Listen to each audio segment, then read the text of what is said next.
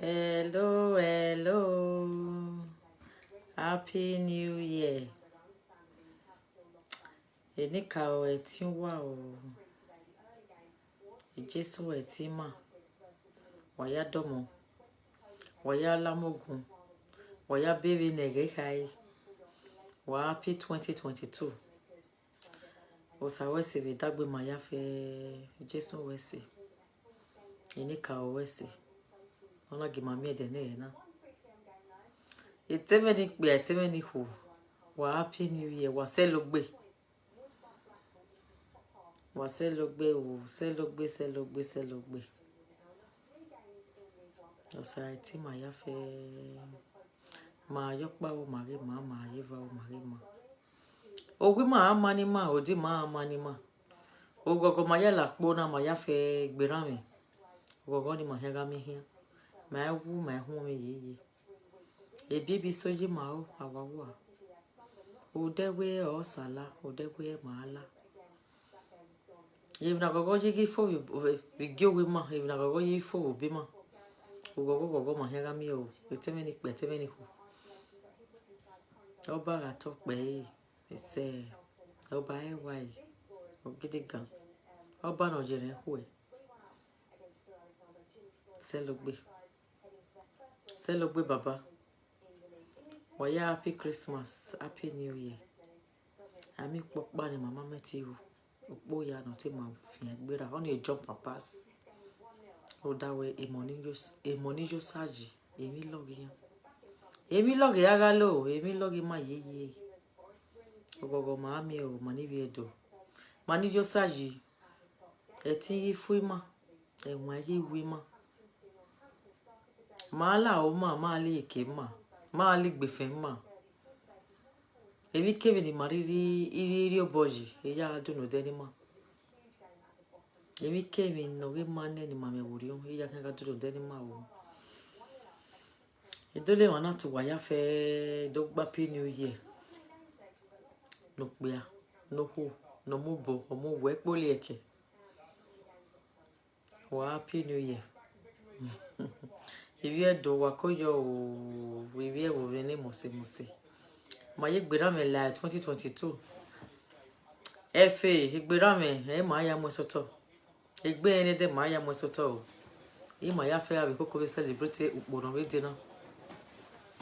Ma celebrate le tinsa lobo. Ma yokpa o mari ma jeva o mari ma. Udupo salobo no ba dagbe ma egi doyo yeye. Egi ti do eyo. Ope ai ti do eyo. Oko ai ti do eyo. Oda o ma o we o. Ala oda o ma mi ala oda o. No mai aga ki maba.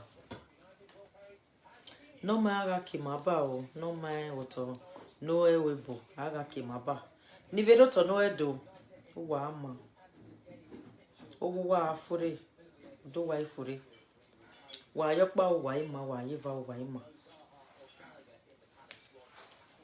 Ologo ma ga si jo wo we ma o. Ma mi ebi ye. Ma mi logo ma mi gbe ma mi mu. If na go jigi fo we gyo we ma. Wa be vi nege kai o wa be 2022. Ogogo ma mi egbera me. Egbe ene de ma ya la o. E ma ya mo soto. Eti salobo. Eti Jesu Kristi na mi wafa. Ogogo ma mi o. Wa kojo. Wari ba ene. Ize wae abi ma wae. Pepe supi wae ya. Abinya wae, ogede wae, aka wae ya. Name it mame wae. Ndenu wae o. Irize, you know the toasty we now in the morning I eat toast. And the full English breakfast, egg, beans. Yeah, I love it. I love my English breakfast. I love it so much. That's what I love to eat in the morning. I had 2 toasts. Yeah, I enjoy my breakfast. When I eat breakfast in the morning, this afternoon I eat rice and stew. Very delicious stew. If it was stew for that matter, it's over kime ya ava kori ya fe we ya yeri. It's me body egboga yale. akobako we ya lize bi bo ve na very magele wa ya le we geni abiji ma wa ya le wa ve geni e ma wa de dedika wa ya le gele le yo ihuere na mo body by chicken name it bomo na wa kun yo na wa mise ogele ri ni so iyen ri so ari ba no ma je gbe egero egeni malona pa e ma me wo apaneba aye ti enjoy no wuri vai ara gbona na wari vai wa enjoy wari vai si juwe je gbewe cause wo hun go we except wo to wo hun go we won ve ni meje mo to bi mo so fa e wa hun go ve so iwa yari vai je gbe ya enjoy ya e buyo e body cause ya we even bo ma gbe won ma ye mo su se jo ti so ti iveri yo iveri e he make up if you do go make up o si e da make up ri face we na hina ko be iti oni make up but here that e gbo e do pa ya we iwa ma make up but here that here ti gbo ko ye bi si na yo bowo but so except ya yari ku the codigejo mo boy ko won si ne wa ibe we be ni be yan wa ba ya si no you know say are pe ko mi are on the face mi ka ya pe ko awa o fe if you comfortable you like even so bo ya je we si gbe mi abere ya that is you see mana we wa ko yo ibi oba with my gist wa ya se lo gbe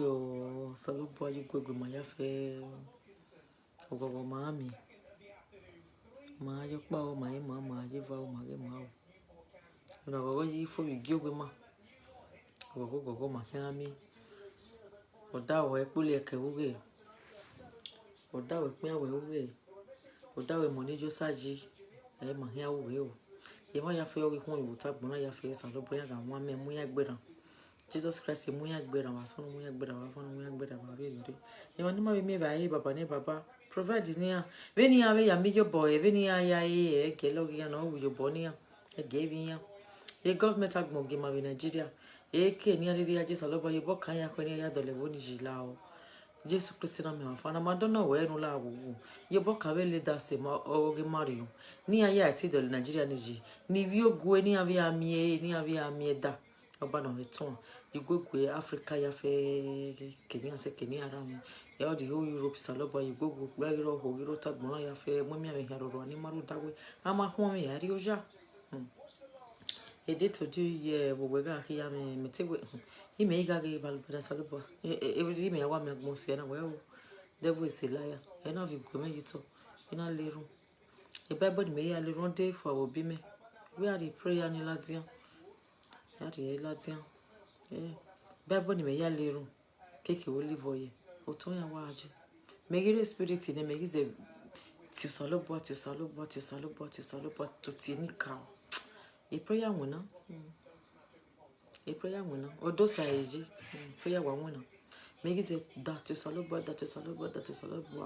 o ga ni o ni wa ke Bible wa fe body bim na we ege mo de na we 31st na wa mi agbon se ana yan gele mi agbon se ina we mi ame na wo go me akwa e de te gbe mi ame na e ga won ame na we ti ayo eko e ho no salobo ajina la me gbe na we ti ayo eko ina de ya me ho ye ina we go me na we mi ame na go me ba son go me ba fon go me ba ri ori ina bo me ko ana back to center igege wa kide e de kile wa gbe na wa di piche ni ka o na wa ya leru na wa di ame bo me na wa ya ho na yo ri fore ya no te gbe me olive oil ni ri mo bo ya le ro ni e Bible don devil bo ve ni na do mudia nya Bible ni mudia nya na tuti ni ka ina tuti salo bo Jesus Christ do ko ni me e gbera e na o ga wo gele ji me we me be ne lo e de gele wa gbe na wa wo me mi wa yin salo bo na wa yi we ge e me ye ge no di ade On the first, it's an away level first. In a way, accept it. I was a little boy. Imo bokpaniti, imo bokpaniti. We don't solo boneti. Va son va do kwani me. On a kile kwani me. Ibe pono wa de go be. You know we can dinner. It's a big sunny one. No, young dinner. What view? We may even what view in your way here. You know what? Mudiana. Mudiana. Ekin, what did you know? Owa wajivea, ode wajivea, ekin wadi wajivea, ina obomoga kuhunwa, igogo kuhunivi, wale livela 2022, wale livela 2022, ina tu wajunwa mwemu waname. Una wuha wa ya bieho, agamuye ke daho yeke, afie ke be ke amudaho, ina we muye ke dagia ya fe, emi ya fe na we muye ke dawe, na we mi ose. Egiami na we no me say. You only level 2022. You ma get a level. Ya vie amariori. Ya wa me amariori me kwa go on a day wa gbegba me wa go on the first. No day. If you go so mo kele wa we me na salobo we kele assist. Ime wa ti salobo. E shock na ni me go ide. O sa wa ka hu na me o. But he's a little, bika. When the spirit gele boy ya lead me, ima stop. Back in a run kid. Ina wana. A bebo cake will live in medage. I don't know what they will put me. Big. They want so no what take big. You don't know. You know, again, one day, no view. We never. No, it might stop it. You know what? They never know what Mudianya. Maybe push me. You know what Mudianya. Iri wa mudanyani iri wa yali na wonwe ya me mudanyana wonwe ya me mudanyana wonwe ya me munyatena ekin wari daje wonwe ya mudajina ekin wari da aje otowe bo wajea Nigeria wajea wonwe ya me imashina na wuti masho wa wale lemela 2021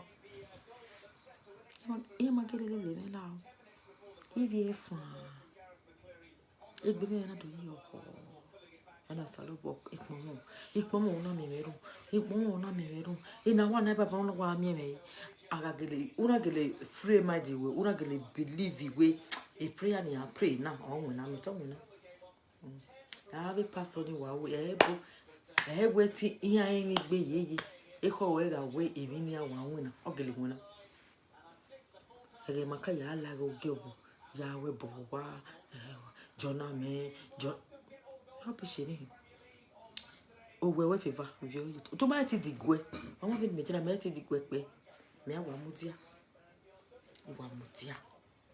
iwa ta le ni ve ya honwe igerege ho iwa opo you think any bad thing at that time you think me ya emi o ve yo sa emi o pa ni wata mo salobo mo ho iwa kin de gbe ya sin ero ho me ese mi aye ọmọ no stubborn ehin jabo me be do tale ni ya fe o ira bi we baba so lo bo gbagbo to ta ki me mi bi aga tale ya o go do lo bo o gyo gege mi aga tale ya ira bi baba so lo bo gba ota so lo bo wa e me ni bo o ira bi so lo bo gba ota me yes play me o ko ya fe ni u eri wo na be so ata lo Emi ya fe ni yo mezo atale ya na be so lo pa to takibe bi bo ya na mi ati na ne so lo pa ni wa wo na be na isingu na be na o ma ni ye ni mare ni kilo ne oga sobo ale gbe na pinful mezo wa atalo megbe ko igwe mi da ya ke da mi da ke ya megbe mi da ya ke so lo pa ya bo be ke ni ye ge mi da no ke ni ma ge mi da no ya bo me Oyi gwe veni ya gwe dedi gwana ni akose ke yu. Iwa veni ya me cause so iya yo mo wa gwe so ebe no ya se o mo to gwe ya gwa. Abi bo oni mi agbe wegbe. No. Oni mi ya ogwe ya. Eso awa ze mi po mi aze won ni ya. O we ba ti we o te so de so ano o wa mu o ka no we ne si o awon me won ri yan ji iyen ne mo every time me no ya le yan eri ya no o e do na bo so video boya no ni mi igwa ri egbe eni mi awa ya sai ya girls on no tan mi igwa do ri asin egbe wa wo o ge me bale Obviously, I say, all right. Yes, you may, because maybe saying, yeah, I don't care. Maybe I need to wait a bit, maybe what maybe time work. Eu salobo ló dá sí oge mami o ogogwega mi salobo erun wagimagwin erun pora na waje na 2022 wa ri go wa lago bo wa ri go wa lago he igo wa ya ri ogo bo ni wa ri egun e wa la wo de to igiri wa po wa mami mi ya o mo ya ro to no edo u se siyan wagima to bi ma go ale yan a we ti wa ma ri go na be ma ni we go ma be go ale yan wagima to bi ma go ale yan wa getting what negi except for it one do wa mo a video wa mo le illustrating ma e bo mi street ni ga je be gani o street ni na won ni wa mi mo ni se wa de gian igo nu wa ya igo nu wa ya igo nu wa ya lu pobo obo ehun na mo na mo ya la we bo o mo na lele upo bo la we bo agbon rere ma won lu da wo kon ya fe no wa won ogo bo na herazoji because if I will believe okay, veni me jere ni mezigo jago bo. Set oboni oboni wa ikwese. So e mo shine na. E mo live na. E de gbe me. Iri ba yi won me biti isabe yu vi we iwon. O nu na e yi ya won. E ge ina we ya le logo bo kin na we bo. O nu na e ya won yi we won. Ah. Eni won na. Believe in God. We made the way ya fejo. Iyo na we iyo ko we se iyo imami na ya pute. E ma do ma o ka gbo ma baby, you know. Ma do ma gbo ma baby. So if no whatever we ni ma ya fe ni ma wa lerun de gbe o e so lo ba we ni o. O ma ewe we gwa mo bi jaju wo ka we. I ya nane o ko ma ewe we o se mo pa be no ta me wo mo e ma ya jo so lo baro o so lo baro me na wa so se vi na o so lo baro ma na ye wona ni mi na e ma na ye me bi but baby ebele be na ego mo na me bebe gani ogun ya gwogwa no eri no ma o si e o mo ni sunu ye ni ma ogun no ma o si e o ni mo na me be ogi me be ne bo na wa ise u na ga me be egewe o ma ise ege no solo ba wa ya mi ni o ma ise we wa ko pegbe kekan emi ni e so wo bo we no mo na ise ege no solo ba kai e me no gbe na jo se ti o solo ba ta ne we ege na o ege we o iso wo bo only I believe what no kekere ma e na ya ga be UK set ni me ya de vega na mari be ni me e riga e o salo ba ale egbe na lo be e kwa pa egbe e na ya gwale be we bo o so mo ya ma ko so meti gbe kwa nothing salo bo o se dagbon me o se dagbon wa ya fe sa wa se o sa pon me ne be me ko mo sa no be me ko mo sa cause I me ron pa no mo e ke mi re akpo ya ya won e be kan na printing no be ke kan e be na mo e be ke mi te we e ri ona ri awari e you carry be le gbe me e be me make no ji ni mi ya mi bodu we tete pe ti me ri la tete do ni anu ari e ma I know we be we go I know we UK be wo you see na wa kon ji imi ke kan no e o wa be se ke no so wa ya me o mi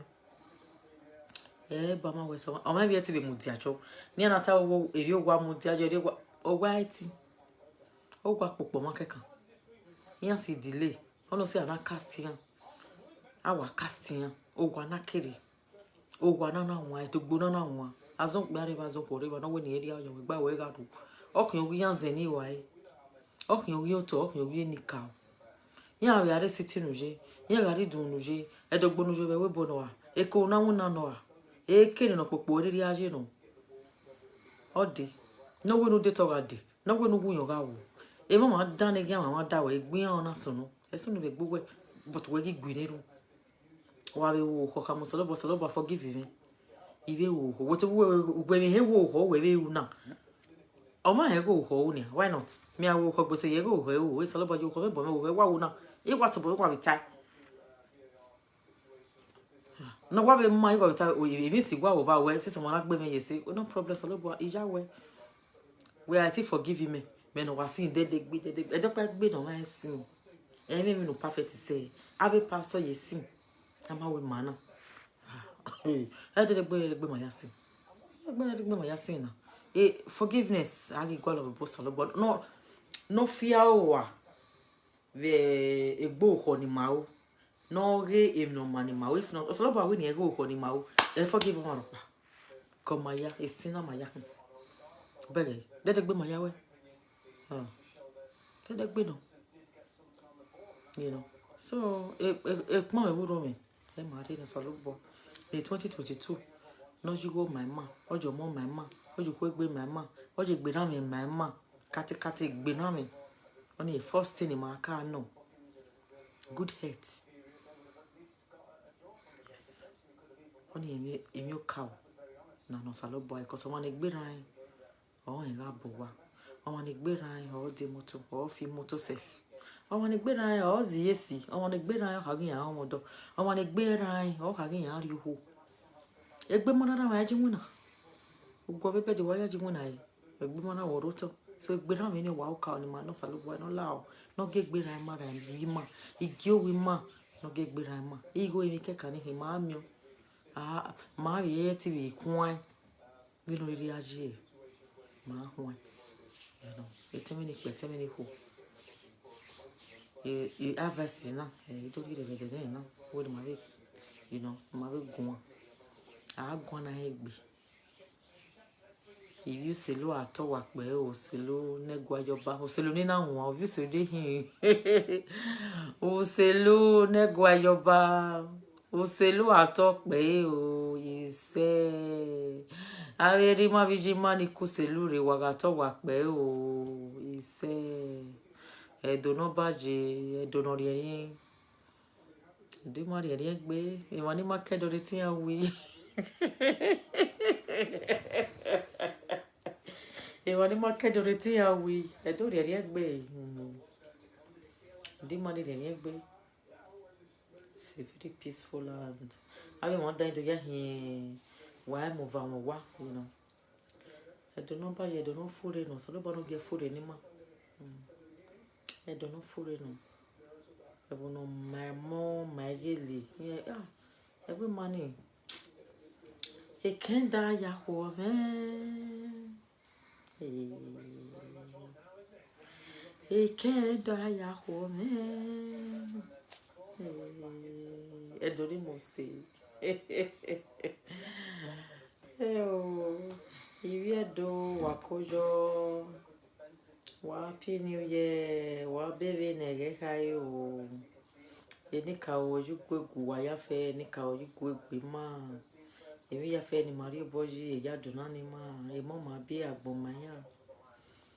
Emodio ya fe wa to wa pe o wa mi wo wa mi olowo ma wa mi ezo yeye modio ni ko to no wedo ri ni ro to no wedo a o ga gbonu wa o wa manu wa da manu wa emi no mo modio ri a bi gi ogbe ri mo wa ri a emi no mo mori a eri mo maria yeye alawoda o ma ya fe ga mi o ivi edo alawoda o wa ya ga mi edo no baje edo ni ga fore ami gbe wo ami mu wo ami no wu edo ni ami ko ila do ni Jesu o salo ba bi ni ka oju kwegu edo to no edo wa funi mani o oba ga to pe oba ere di awa no to di awa ni do dia ma ya fe do dia wa meme o ere di awa o vora me no gba si ewe na gba si ona gba ya oba be bona enwe oba be boga be ma o emi ma ga gba si no ma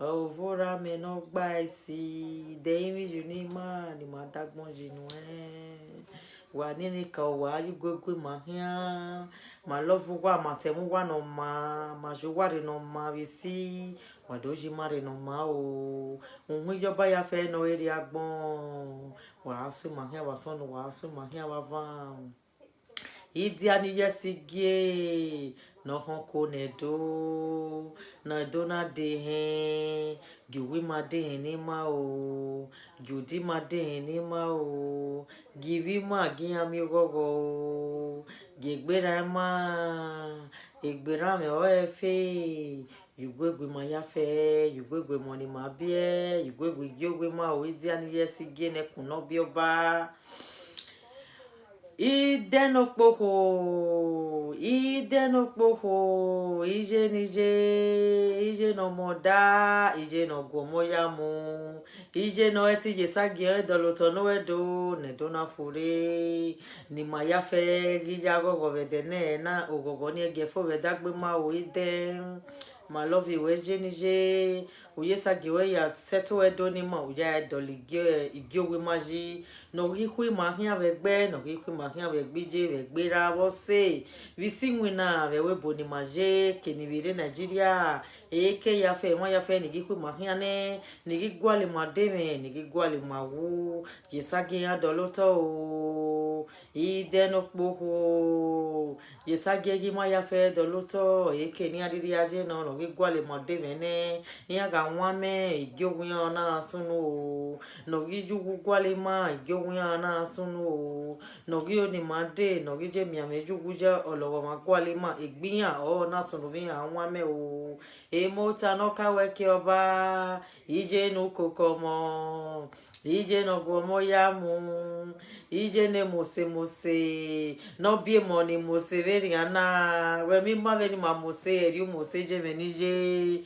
ije si ije no koki ma ya fe viji ma ari ekivege ni owe mu were do mo je ma wazo bodo mu veni ma ya in the story ije ma love you egbe kada je ere igweje wese vedagbe ma wese wosegenu simine do wese una ri obi mai una ri ela wa una yo bije ya mwe una si book ukmo gbagba maybe ya ta you know una yo za ya mwe obi ma nana miewe edora do de vedene na ije nije makmomo marowe etingi fue minuje ni o veni mari rome no eva dawe motava ni ami mai o okwe ari rome gweva ho ri rome gweva monagi biebe done no evalo no se nu selele ma awe manado awe marevinji go kwegbe oruwe mi ya fe no mose ma viogo ma we no amose ve mi ni o amose ve mi nu de mi ji ni ma ni ma dagbon ji nu ewe mota mota ije nije makmomo o ma love you you gwegwe ma ya fe ege wa sima digien ege de sima digien ma jo pa o ora mani ma je va ora mani ma ve ne mu wa titi eri emi mane emo no wase ayagbon eri emi maga titi o ohun yoba ya fe no eri agbon ware igbo o wase lo gbe wa yu gwegwe ma hia wa son wa yu gwegwe ma hia wa van wa gi ami o ke here we gbe ma wa gi ma mi ko gbalegbe eti mo ni re a prison eti mo ni re gan eni ka o wa ya so fure jezian wa ge George tayo gian no ma wa ge pe afian fo no ho fian fo ezo kezo ni ari ya me salobua ya dole jinia vid idenokpoho no yesa ge dole do ezo kezo ne ti mani pe agi ne we cut the police station wa ya yesa ginwa o etinu wa ya hon ye do no wa ya gbena ne do no wa ya de do jinima wa ya giage ti giage lo wa jin egbere wa ya ge gbalegbe de gbe he ya precipitate wa ya gian mo ya je gan ye no gire gan ne wa ya ga fi ejo ji ga boyin si ni ya iya ga bo mi ya bo wo kin ya bo family ya ona I don't know why ni ka o oba ga to pe edi edo ga to pe o tonu wa o ga to pe o tonu gbogbo bonira mekere o ga to pe o tonu edo tonu ohun ni je mekere wa ga to wa pe o tonu edo ni na wa o ga to pe o tonu uga Nijera mekere ugato ukpe ukpe agiro tonu uga hoi kutonu uga rene averi ma viji mani reva waya wase logbe o ivi edo no baje wase logbe ivi di ogbe wase logbe o ewo nije me na nwa ni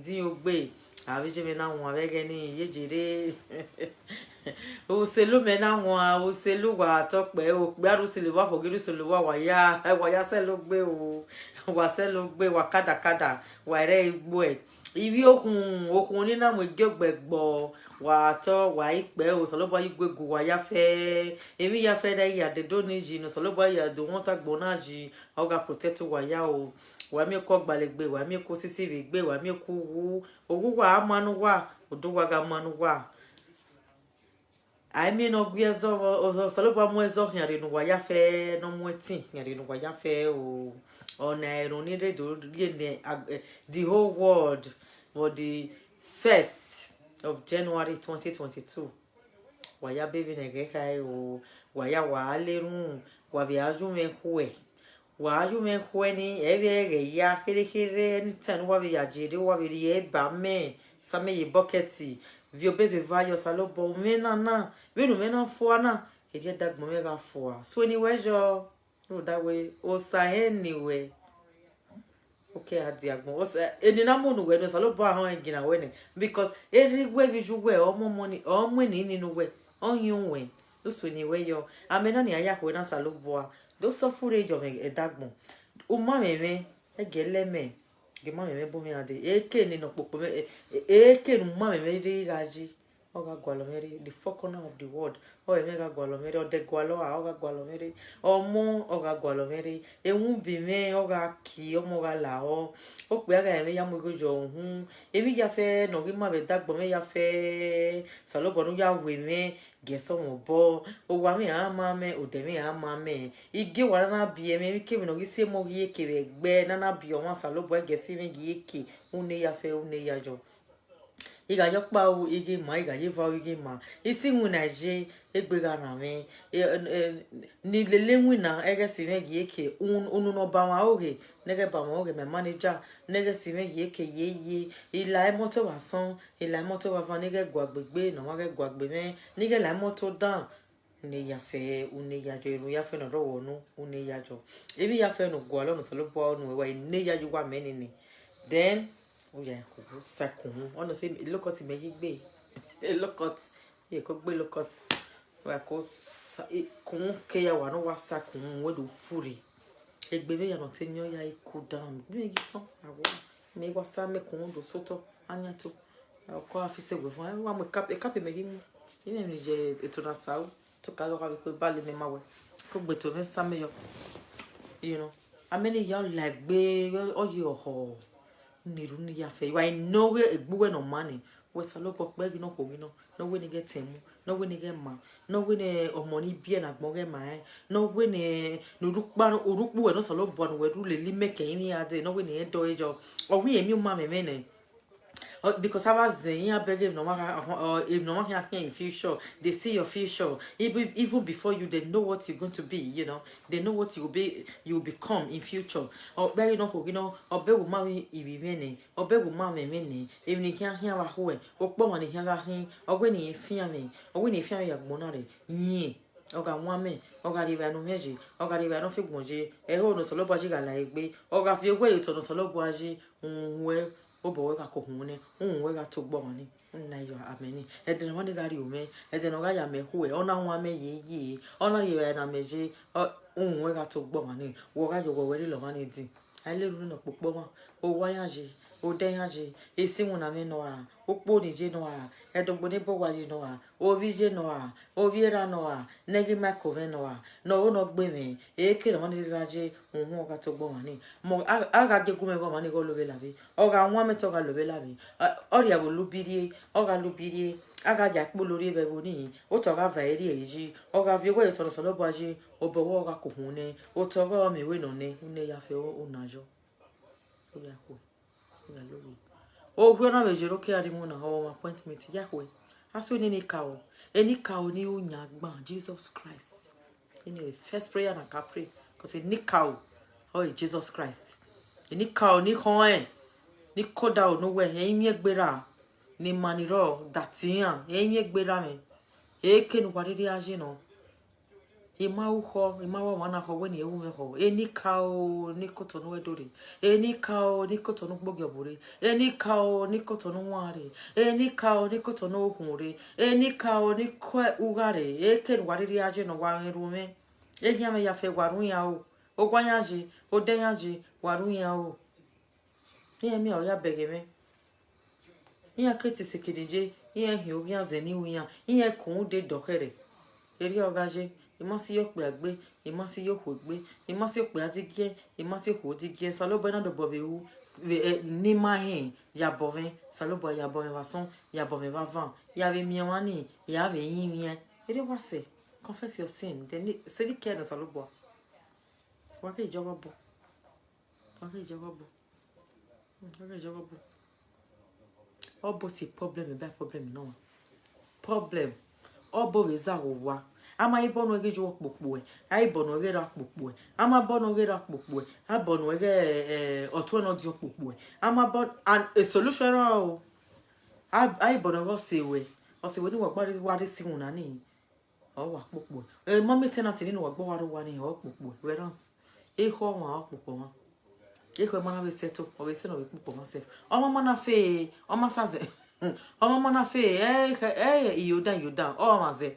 Àwọn no mami be aye senior mami mojo ekini wa na jo mami jo egbe kan wa what a way we a frustration is for say no wana mini na da àwọn na me go mini na da we I think igbe asoni imi na we am na we am na ga je siku o gbezo selfie what a way we egbe na gele kun we mana me go even go alone mami at that moment we ga we say so all ma see me na down all ma see anything egian ni gbese gwa be mu mi na dare we gi awa mu mi na dare we akwa be riori we give me na ni we down me gwa mi ni mi na dare so we akwa de salo boy mi na ogo me who reject immediately be we yari ori nu na ji mi na ni de except mo be jere ni me yita ni ma jere wo igwe salo boy ite mi na but ma jere ni ma na jere na no ma no igwa kle me ge no ma no ama imagine so ama self ehia zafia ma yo egbe if ni ma jere. So I will be happy on that day. So here we mean na. O mati I mean let us say wa ho here we have mean na. Oh, if me was with but imagine jere we. Ni mana jere na salobo jake no mami. E dia kwase. Ya de bo jere, una de bo jere. Ona ga no we gbe ni mi na wa gele esi kankan ni. Mo ye salobo mi na na. Ime ai bo ya de o amu me. Salobo but we ti we no salobo. O ha gi mu me. Why you are okay, but so tell us one hour. I can give me a so no. It what is it? What the way was a lot, but a lot by me and I in more your bon. One no mass say, a gag baby, a gam woman, a gala, if me and Mudi, I may, a gala song baby, a gala baby, you go with more your fair anyway. Here was say, our little you won't. You must not kneel down before praying. You must not kneel down to celebrate and pray away. No, pray wherever you are. Why to can help? Me and drive you we say me wale why not ah wa be la me dey if mo pa wa be fa lo kan e wa be atabu gun no me yan so lo bo e go be yan gba me e ke no be ri ni ari o ogo bo no a ogo he no a e ke no iri ahin e ma ge ye un me wa go bo e me wa go bo a so ni me go bo o pe gi no ko gi no ni ri be me ni no ma e no owo ni emu ni me gazen owo ni eso ni me wa da owo ni eso ni me be gbo owo ni eso ni me because ikazen veze veki ave so ni ma veki ave so ni ma ve gbo junction 5 junction 2 junction 3 junction adakada na ina so ni me nenu o ma ni ga won mo na e o no salo ba na jiji na la egbe yi e ti se na e o no salo ba ji na e mo ma ni tin e o yan ti la o mo se so igbe o se ne e ti ho e ba ma wese o wa se ne une ya fe une ya jo no agugi o salo ba mo so everywhere because we make fit don that one and mo be get na one even ni we are go bo no gi so ni we go bo no gi kan o to ya to no eji iyo wa me ya to ni mi ni ji a o ma kan no gi to ni mi je ogwa na bie me o we ra me na bie me o gwa ni me to bi me yo bi me bo my own sweat una go no ya to ni mi jo ma me go eze ga ya ke me no gbe won ya bi we mi o ju won bie o yo boy bie ko mi o ila o eri ogaji ni ka owo ogaji eri Jesus Christ wo ogaji won pe won ko were ogaji apana re ko were ogaji o se ne wa son se ne wa fan no gidi ni mele logo bo hian no gidi ni mele logo hian no gi so ni me ma gbalegbe no gi no mu me fi etin yo ga de yetini oga won me to ga se ne oga de yetin won me ga so aigbe yes alo emi ya fe na me aya gbogin won alele na ya gbogin won won me ga to gbe na popo me obo me ga ko won na popo me o wa yan jo den yan je bo won ga kun no wa alele na ya gbogin won so fa ni ya wood ni mi yes because here no popo e mana wu agbon ma we emi wo se wa wa ziga kekan agbon ma here no popo ma mana wu agbon ma eteni pe eteni ku iwo na ebo de ni dori bavana wala wa ga gwi ni ru ede no aye eken hwe oge ken ro mi na yawe ede ga imuna ga imi susu yo wa igbe na wa bi tabi mi na o mi na yo ho I don't understand it. How worry? I did one more don't want to go on who came on and don't have a cotadi. Or are you coa? Because it can't get away, but you know where you came on a young boy can logo. You may have zone on your way feed the maybe when I yell. It's your turn. A your turn, me here, you boy, you bumbo. You mo. A year was a low boy. Oba no meton. He came on Baba Bane Baba. Jesus Christ, to tie. Jesus Christ. He came on Bob. It can't watch it. Because it came. Also, the boy Jevanabu. It can't watch it, Baba. I got high he came. It cannot go now. Salobo. He had Yahweh. He and he had a walk, eh? Did it be a walk over Bane Baba? A dog back by the walk. Ego come, ego come, fear wa wo come, Baba ni Baba no la wo. Jo come boy wa son, jo come boy wa van. Jo come boy wa ve Jesus Christ.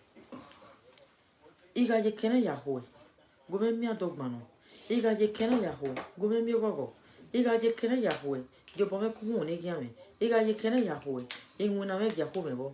Iga ye kena Yahweh. Tiga amigo. Iga ye kena Yahweh. E kena ga ho mo. Iga ye kena Yahweh. Oga ho me miame. Iga ye kena Yahweh. Oga ho do bo no ko egbira de. Edogbo no idobo no ke egbije de. Idobo no ke igio wa na bieme de. Idobo no ke wona ni ra me kere de. Idobo no ke woni je me kere de. Idobo no ke dogbo ni meto bi me be bo wa je de. Idobo no re wo bo ni je na. Idobo no ke Nigeria de. No ki giogbe de. No ko de. No ko boss de. No ko bisi wona de. Iga yikena Yahweh ga Yahweh ko. Jesus Christ, what you mean at the agmon? Imagine me with your so say. Imagine me with your dog gualodo. Imagine me where even your friend and give agmona and when us loba vigi agmonane. No, you who were not saloba, zeve ovia who were not saloba me, ovi when it just so me. Imagine me at the agmona when it so say gualoy.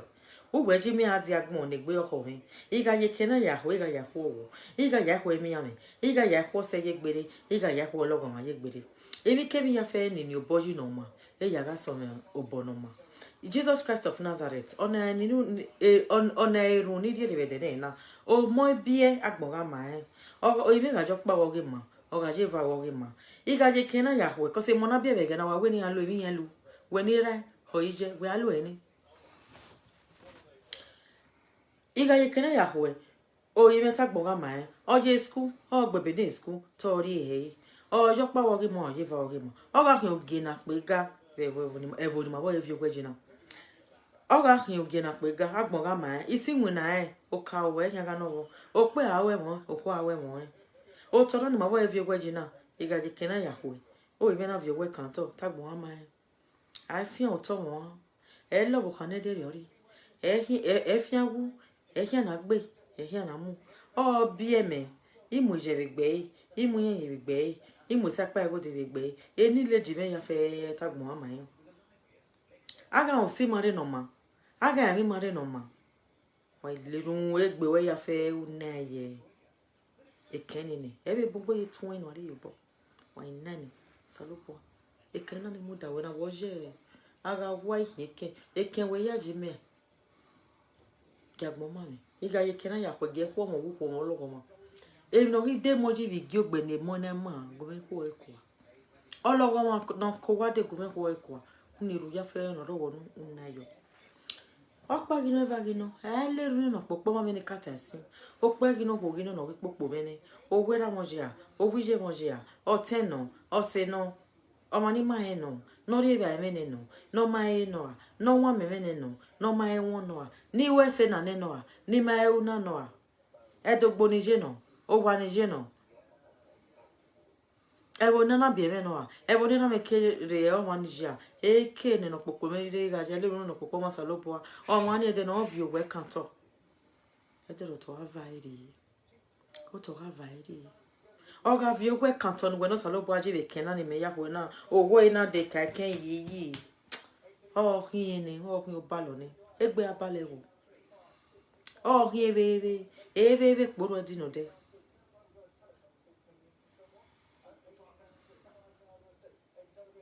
o ba sese gba loko awawa o ba sese gba loko unu e ti dede wo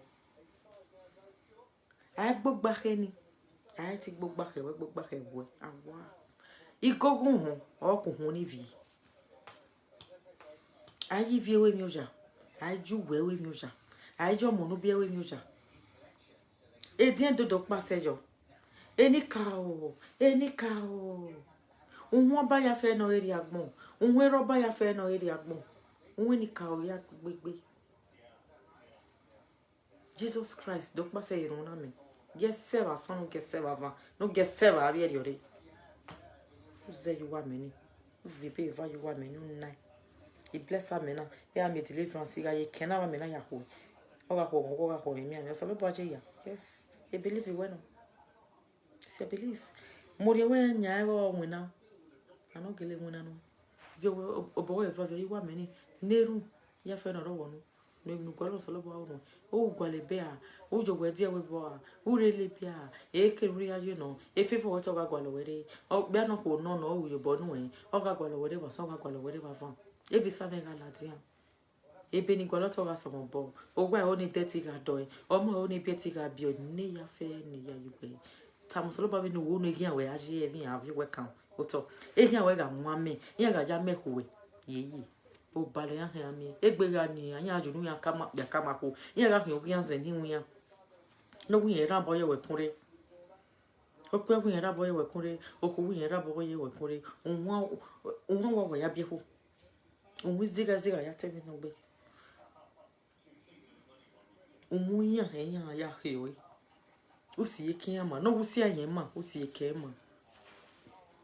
ma emi ya no ko lo ise obo udori anoti oye do ya deliver egbo anoti oye na ya deliver egbo ni salobo anoti oye topio oti be to me ju we anoti oye na ya kan egbe me na ni ya kan na emi ame de gbon egbe me na ya la egbo be de hirun salobo egbe me hirun yeyi o da we ga woge o da we pa we woge o da we me woge o da we pole eke woge o da we ga woge asime yeke yeyi o pe asime yeke o pe asime yeke o evo na ni ti vi we yina o go be no mo pe ga ta yo ko ga ta yi imi ko deportation we gbe imi ko gbalegbe we gbe imi ko immigration we gbe imi ko balo we gbe imi ko mi ame we gbe salobo e deliverance deliverance go lo bo we do deliver egbe me do deliver we me do deliver ko me emi ya fe no ya we gbe o te ya yo salobo do deliver me do deliver me we gbo mo do deliver me we gbodo do deliver me we gbe emi ya fe na ma wa gbon o da we ga oge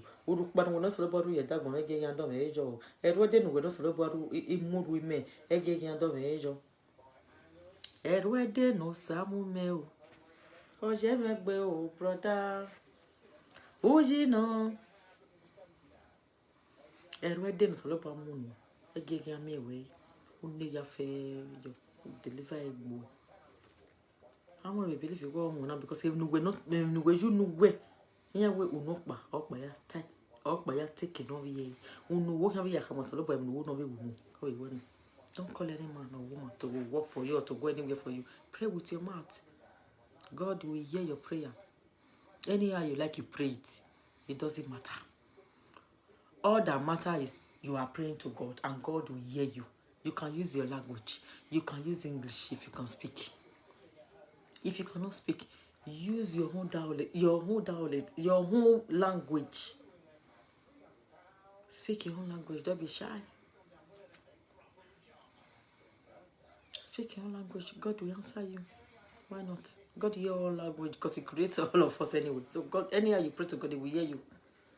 It doesn't matter how you pray it. You can be walking in the street and be praying in your mind. Nobody will know what you are doing. Like meditating. Yeah, God answer. God is beautiful. Osa ugwe ni meya gwe. Osa ugwe o ni meya gwe. Azegojo gore yama setime o. Osogoyo gore ya mami otome. Runda. Jason ugwe ni ya gwe o. Osa ugwe me o. Ni meye gbeko. Azengojo gore ya mami otowe o. Osogoyo gore ya mami otima o. Ruda Jason ugwe ni maya gwe o. Osa etime o. Ni meye gbeko. Imiele takpari ayeji won nire saloboa nokobe na onyamade ugbevigi tieleta imie passport meni kwalo oge ba mi o iviedo ege ni me mana onsa et son veji meri o jau. Mais on sa ne ma veson yadi yo eten. Ik yak mon me. Ik yan rowe no nya ma uwe se. Ek mon veje. Uro veje no nya ti uwe se o. Ege ni me mana honsa. Et son veji meri o jau. Mais on sa ne ma ve son yadi o geten. Ik yak mon me. Ik ya rowe no nya ma uwe se o. Ik mon veje na uro ve no nya ma uwe se.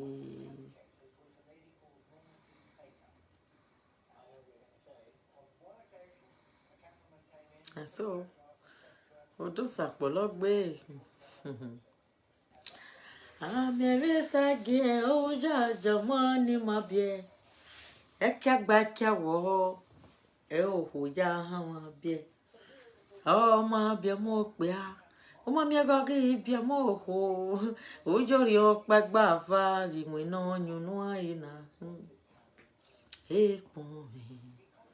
Ke uro me.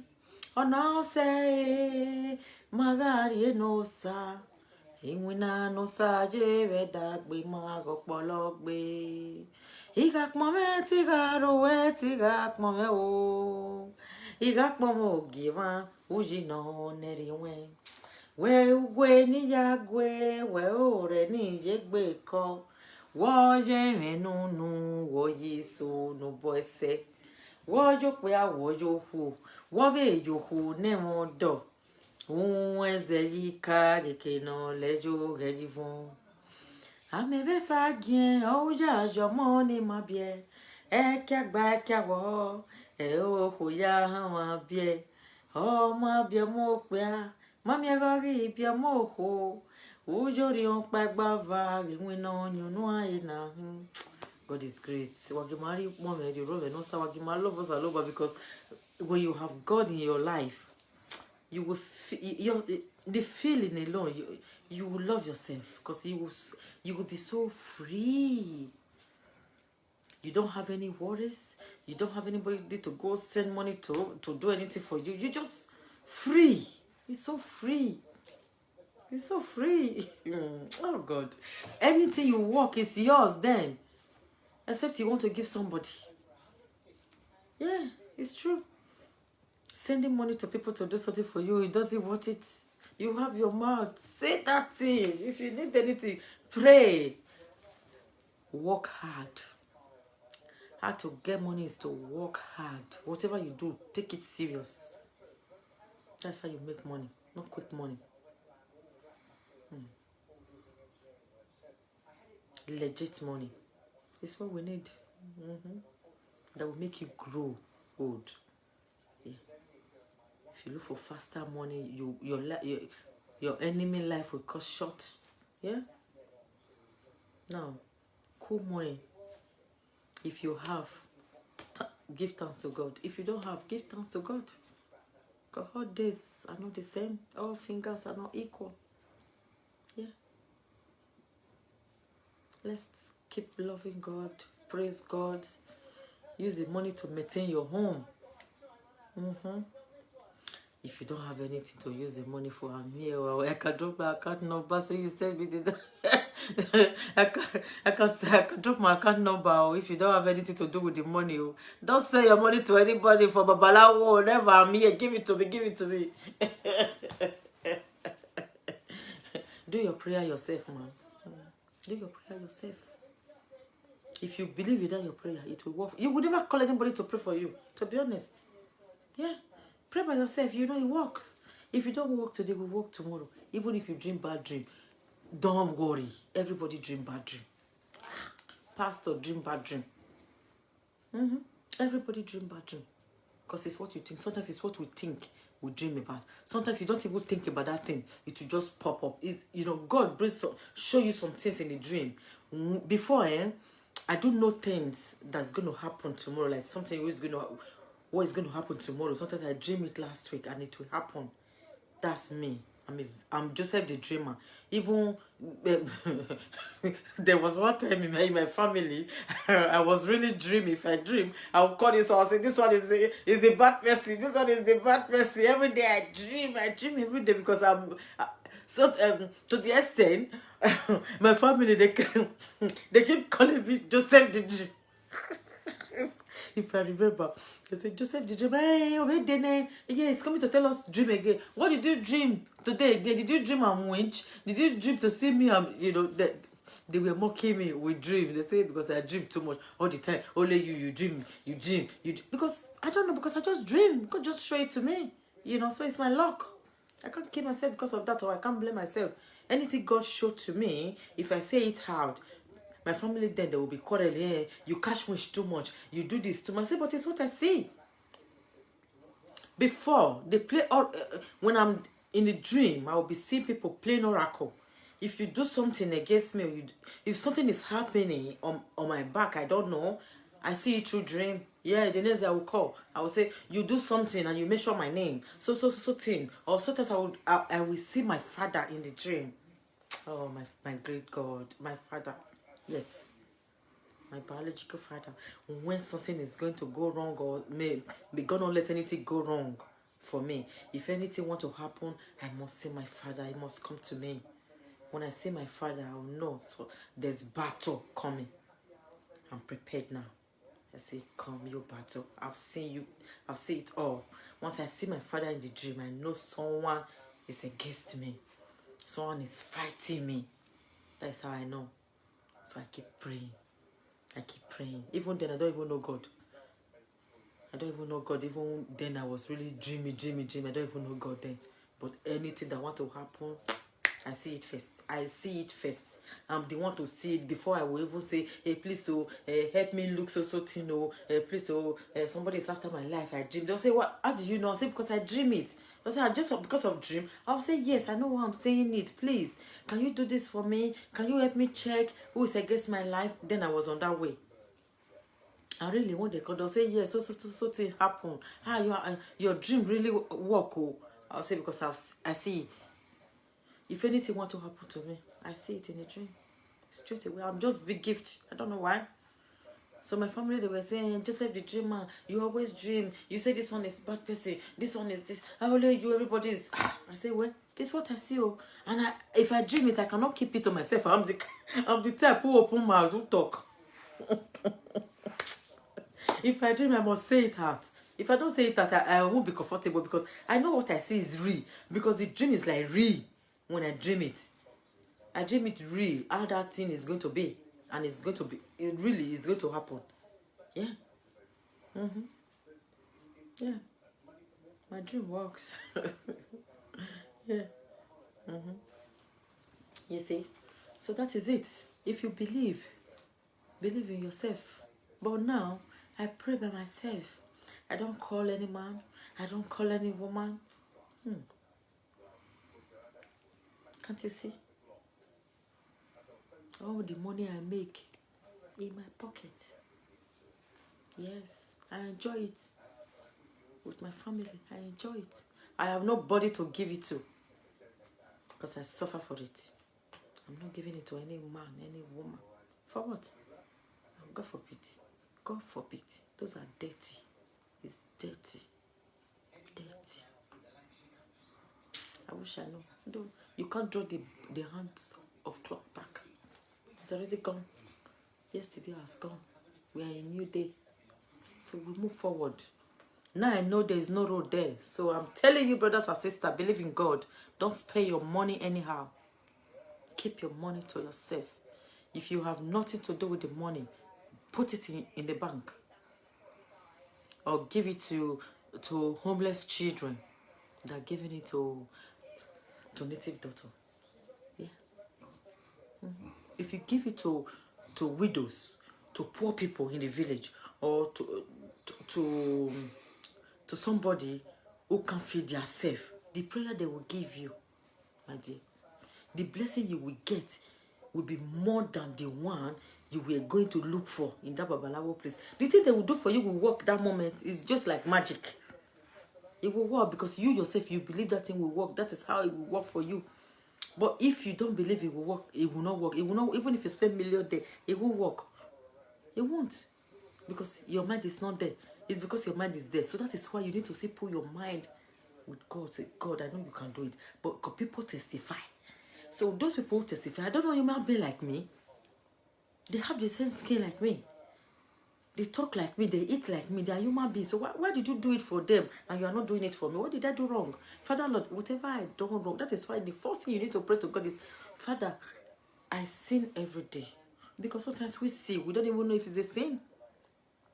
You are driving now, somebody else is coming from this way. The person might say, the person wants to overtake you. You might be, corner the person because you don't want the person to, because I do it sometimes. Somebody will be driving, then you don't want the person to overtake you. You can be blocking. That is also sin. You can let the person go, but we all do it because we are drivers. Maybe somebody is coming and they want to pass the way it's not supposed to pass. You won't let it go now. Those are all sins. We sin without, we don't even know. We sin with those small things you just say. We sin. Or somebody trouser in town, the trouser is a bit torn or like it doesn't cover properly. Like I say, some whole do me, they'll come and meet you. My dear daughter, draw your top down or draw your jacket down. Yeah, some whole do me, they do it, and I do it as well. But some people will just walk and pass. They won't even care. Those are sin. Highs, sin. We see every day. We see every day. That is why we need to pray to God. Father Lord, forgive me my sin. Whatever I have done that is not from you, I pray for forgiveness. God will forgive you. Why not? I pray for you, brothers and sisters. We are all blessed. Whatever we say to Jesus, He understands. Whatever we say to our Lord, He understands because He's our Father. It's just like we are going to meet our Father to give us something. Daddy, give me money like my son. I will say, Mommy, give me money. I need bus fare. I'm going to McDonald's or I'm going to KFC or I'm doing this, I'm doing that. I'll say, go and work. Go and work before you start demanding. But I will still give it to him. You see? So that is how it is. Ask God. God will do it. Why not? There's nothing God cannot do. God is a miracle God. He's above all. He sees everything that happens in the whole world. I bless your land. I bless the land of UK. UK, I bless you. I bless Queen Elizabeth. You are blessed. The royal family is blessed. UK, you are blessed. Man and woman live in UK. We are all blessed. The light of God will shine in our life. We never off. No man can off it. This land is blessed. It's blessed by day. It's blessed by night. By morning, it's blessed. I bless the sick. I bless the poor. The land of Edo, where I come from, Benin, you are blessed. Oselu, we bless. Ope akuselu roko kuselu reta bo ama ma yafe. Emi kebi yafe na yawe ne mwege ma oselu salubo. Maga mwame maragbe mabo. Emi kebi no gisi moti gien wigi ogbe maga mwame maragbe mabo. Eho no salubo ajiga la magbe maragbe mabo. Ame no salubo aji mana ya hwe maragbe mabo. Emi loge aga lo ye, emi loge ma. Edagbe ma afo be na the snow. Eri oga je be ni Jesu. Edagbe mo ga fo. Edagbe ke wa we ga fo. Uga mwame to ga senu. Egberame oga ya lukbona. Ofiawu. Emi ame si odigi. Eteme ni ko. Ijare wa ajo de ijara gbe ne pinje da gbe ni. Ijara gbe no wa. oba ya fe ni koda o ya ga mudi anima eni ka o ga mudi anima o to no edo ga mudi anima edi endo ga mudi anima o to ni ma vivi gweji ve bo ni ma ri aje no wa ri aje o to ni ga mudi anu wa omo wa bebe wo ni mo ni ga manu wa igo wa hwa we wo ni wa ya wa wo ma o wa do wa be we bo wa be bo be Nigeria wa e bo ba boja wa e bo be kini e ku wa ri na ka wa na do wa na de be ni Jesu emi no ma no wa o e ya ga se no wa jo pa wa yi ma wa ye wa ri ma orúkọ sọlọ bo aye do ye be dagbon wa e yan gi si wa ti gin o wa gi si wa ti gin eteme ni pe ya do mo so to be wa na lo da we irun na e we ni dori ere wa kuta na ni ma ya fe ni ma we koko be ga irun na no ma no ro obo e gin ma lo da we ale ro no popo ma gin ma ya fe ti aga bo de ma e wu bo awa na gba e wu ma mi wa lo ye o ke do gba onu gba bo e mi bo mi eri oga je ni gin ma ya fe e gin ma ga e wu bo awa na gba e ga he o gin aze ni we an ti wo ni we e mo ni resi e ara bo gin ma kunri ni we ma si an ya ma ne gi ya ton e bole lo wa ni ma bo yes e ma ton e bole lo wa ni gi ton e bole lo wa ni ma bo no gbe ni ya se ma yi ki emi ke mi no ton ojo no ohun ziga ya ta no gbe o to mi we no ni e kenu aya we no ga ze fa yo e gbeje no fi we kan to e fa ara no ga ho bi an ze ni wa e o so mo ni han segun a ge gbe go lo we lavi e no popo ya lo we lavi no popo ga lo we lavi no popo we to ga lo we lavi e ya ga lo we lavi o de abu ga lo biri eri ni ka o ka oba atope ise ni ka o pase yo Jesus Christ na pase yo wo to se ni ama so ga se ni ama fa e gin ma ya ga ro wa o yen mi o ya bege ma be 2022 o ma mi ma to yan ni ya o awon yan ro be ni Jesu amen and amen we know we will meet in Jesus Jesus Christ of Nazareth. Thank you, Lord Jesus. Blessed be thy name. You are so sweet, Jesus. You are a sweet God. Bless you.